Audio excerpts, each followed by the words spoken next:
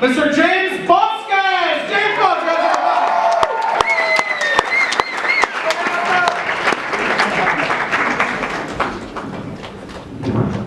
San Antonio, great to be here tonight. I learned a lot about myself in the last year. Mostly that I need to grow up. Because my little sister just bought a house. My little sister. And the biggest purchase up to that point that I had made was The Hobbit on Blu-ray. So I went out, I bought a car, made a very adult decision to buy a car. I thought, new car, new ladies, hello. Yeah. And then, the only thing is, it's actually a new car, no money. So I went out and I went online, bought a bunch of Groupons. I bought, very classy. I bought 2-for-1 dining, 2-for-1 movies, 2-for-1 symphony, 2-for-1 mini golf, 2-for-1 skydiving. The only thing is, I totally overestimated how much I was going to get, how much getting a new car was going to help my dating life, because now all those Groupons are going to expire at the end of the month. So if any of you ladies want to go on a first date, we're going to have one hell of a time.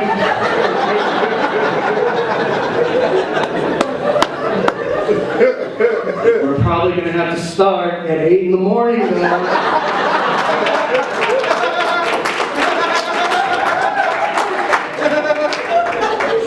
Clear your calendar, alright? That's all I'm saying. I was in a bar the other night trying to meet girls. I was in a bar. I saw this guy in there. He was very calm, very relaxed, dressed nicely. He looked like he could get any girl in the bar, and he didn't even care whether he did or not. I think that's called confidence. I've never heard that word. The thing is, I'm terrified when I'm in a bar talking to girls. If I was a girl, I wouldn't talk to that guy. I don't trust anybody if I can't see some kind of crippling anxiety on their face. That lets me know that they're a person, okay? Me, I'm terrified. All these girls, these empowered women in bars, most women are empowered these days. Like, have you ever heard that expression, some women will sleep their way to the top? I don't need a girl with that much ambition.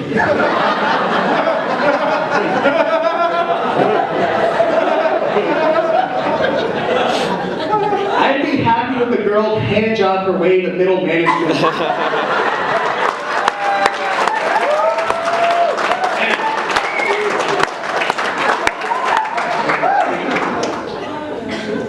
The thing about bars, every time you go in there, it's hard to talk to girls because they always want you to take their picture, especially when they're in groups, little groups of girls. And the thing is, it's always the same thing. By the way, I'm done with it. I'm not taking your pictures anymore, girls. It's always the same thing. Take the picture, first girl loves it, second girl hates it.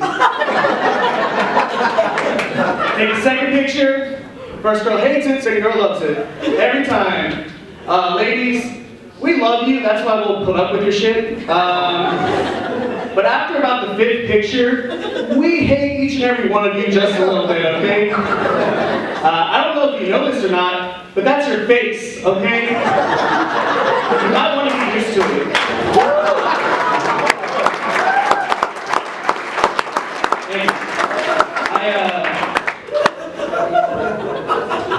I have dated some very attractive girls in my time. I have.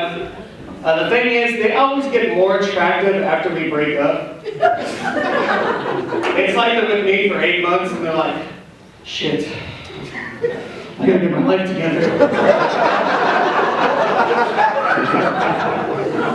I'm basically a training bra for self-respect.